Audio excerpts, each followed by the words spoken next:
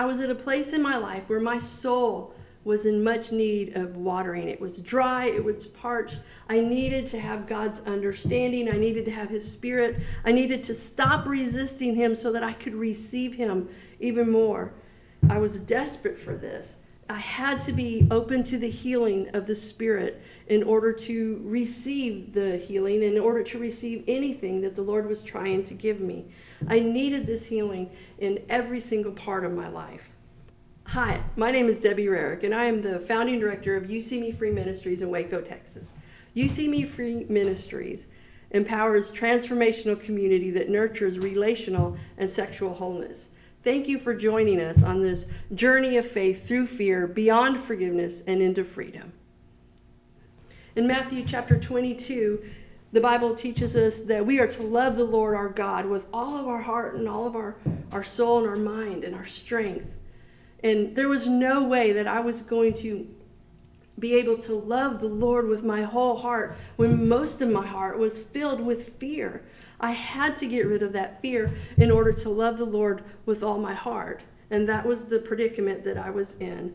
See, I didn't want to face people. I didn't want to share with people that I used to be gay. I didn't want to be open to people's critique. I didn't want to hear what they had to say back to me.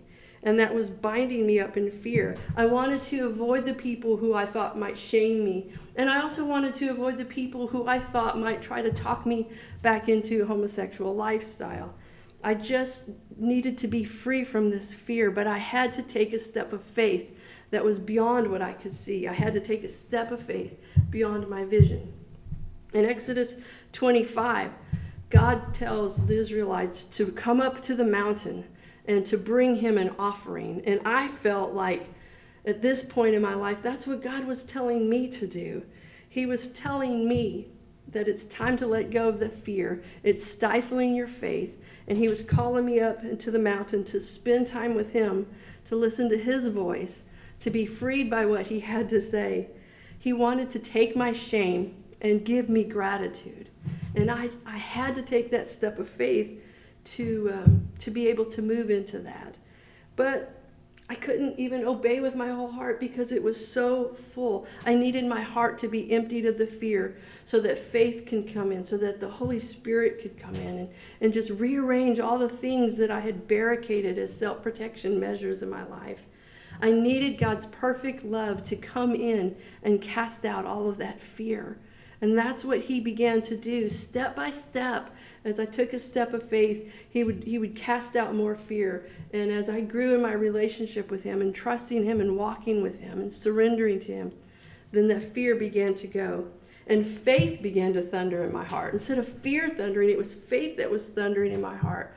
And it was just like this earth-shaking thing where God was just coming alive in me. God's best is my best.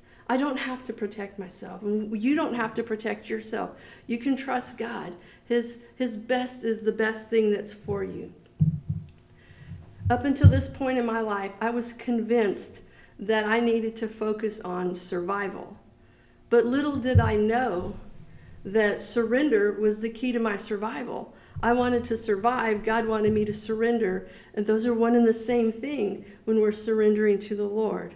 Instead of disrespecting God in the name of serving him, I needed to completely surrender and lay down everything for his purposes and his ways and for his reasons. In the book of Job, in chapter 36, he talks about having a change of heart. And that's exactly what I needed. And as I walked with the Lord, he changed my heart. And my fear, there was a different type of fear inside me, but it wasn't fear that people would find out that I used to be gay, that God did this miracle in my life of transforming me, but it was a fear that people wouldn't find out. They wouldn't find out how good God is. They wouldn't find out how much God loves them, and they wouldn't find out how powerful he is to rescue them and save them and transform them. This was not a story of homosexuality. This was not a story of being bound by fear. This was a story of being freed from fear and walking in faith. And prayerfully, it's a story that will glorify God and will bring other people to awareness of him and hope in him. My past, my present, and my future, they're mine, kind of. They're really all part of God's story. and they're for him to use however he sees fit. It's just like the verses in the first part of Psalm 40. It says, I waited patiently for the Lord, and he turned to me. He turned to me, and he heard my cry. And he lifted me out of the slimy pit, out of the mud and out of the mire, and he set my feet upon a rock. He gave me a firm place to stand, and he put a new song in my mouth, a hymn of praise to our God. And many will see and fear and put their trust in the Lord. That's why I can share this story, because he rescued me from homosexuality. He rescued me from fear, and now he's rescued me into this place of faith where I can entrust stepping out and being open about this. This is an amazing place. Faith is so different than fear. Faith is a scary ride sometimes. Sometimes it thunders like there's steel roller coasters I wrote about in this chapter in the book. Sometimes it's scary, but it's about trusting God who engineers the tracks that I'm riding on and experientially knowing what he has planned for my life. For nearly 2 decades, I've served in Celebrate Recovery Ministry in various churches in North and Central Texas. And once when I was preparing to do a Step 10, a daily inventory lesson, I was studying about the periodic inventory where you take kind of a mini retreat and you go away and you spend some time with God for a couple of days. And you reflect on your journal for the last 90 days in your life and your faith walk. And I kind of thought, oh, yeah, right, I can't afford that. My schedule can't afford that. My pocketbook can't afford that.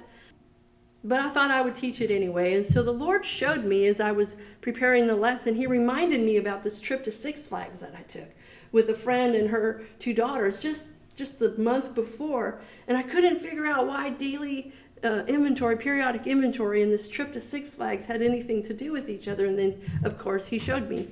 He said, think about how much time you took planning that trip. How much money did you spend on that trip? How much time did you spend actually going to Six Flags? And I just started going, oh my gosh, I said I don't have money for this, and yet I spent it to go to Six Flags with my friends. And he said, why did you go to Six Flags? And I was like, the thrill rides, of course, the steel roller coasters. And he told me, it was as if he were speaking to me. He said, Debbie, if you spend your money and your time and your efforts and your planning investing in me, coming away with me, I will thrill you. And it just kind of hit me. And he said, do you want to be thrilled? And I said, yes, I do. And it was just very clear. I needed to take the time to invest in him. I needed to trust him. If I can entertain myself, then I can trust God to care for me and provide for the things that I needed as well. Contact You See Me Free offices for your copy of You See Me Free, Steps on a Journey of Faith Through Fear, Beyond Forgiveness, and Into Freedom. There's another Six Flags that I want to talk about in Texas, and it's Astroworld in Houston, Texas. And I would go down to Pearland, Texas, and visit my sister who lived there, and I would pass by Astroworld in Houston. And I finally got to go one day, and it was the only place I rode a roller coaster where you stand up on it. But then over the next few years, it just started going away. They closed Astroworld.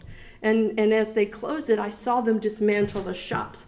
I saw them dismantle the slides and the restaurants and even the steel roller coasters. It was just like this death of an amusement park. And then the next thing I know, my next trip down there, it was just a barren field. There wasn't anything. You didn't see nuts and bolts. You didn't see light bulbs, nothing. No steel girders. There was just this barren field. And I just remember thinking, wow, that's what my heart was like before I started releasing it to God. And you know, when the new owners come and they purchase that field and they start to develop it, they'll probably find some of that stuff under the ground, some leftover items from the amusement park, and maybe they'll find a light bulb. But that light bulb by itself is not any good. It has to be connected to the power source. And that's what my life was like. Matthew 5:14, it talks about, I'm the light of the world. And I had taken my light and I had hid it like that ball buried under the ground. And it wasn't through my resistance, I wasn't connected to the power source of God. But as I got reconnected to God, then I was able to shine my light and to shine it instead of hide it under my shame. And this very liberating, very exciting experience. There's no way that I can help people. There's no way that I can give people hope unless I tell my story, unless I talk about not just what the cross has done for me, but what the cross is doing for me in my life as it's transforming me, and as it continues to do so. One thing that I have learned is that God's call is thrilling. He asked me if I wanted him to thrill me, and I do. And he is doing that. Some seasons it's more than other, and this is a season where it is definitely very thrilling. I had to get past my limited understanding. I had to get past the things that were causing fear in me, and I had to surrender this to God, and it was his. It's not my secret. It's his story. It's his glory. It's a gift to the Lord that he can use however he sees fit. So as my dry soul was exposed to the healing light of Christ and reconnected to the power source, the bondages of homosexuality was gone. The bondage to fear of being found out was gone. And instead, God took these shackles that bound me, and he broke them off, and he just created a platform for me to stand on. I wrote this book 15 years after I wrote the poem that the book is based on. And now it's been another 8 years since I wrote the book. And God was thrilling when I wrote the book. And 8 years later, he's still thrilling. I'm still willing to surrender my life to walk with him, to bear his image to the world, and to bring hope to people who are struggling silently just like I was. So where are you? Where are you in your faith journey? Do you hear Christ speaking to your heart right now? If so, why don't you take a moment and declare with your mouth that Jesus is Lord, and start to believe in your heart that God raised him from the dead. The Bible says that if you confess with your mouth that Jesus is Lord and believe in your heart that God raised him from the dead, you will be saved. If you declared with your mouth that Jesus is Lord and you believed in your heart that God raised him from the dead, even if you're just beginning to believe that, why don't you contact our offices and let us know about that so that we can pray with you.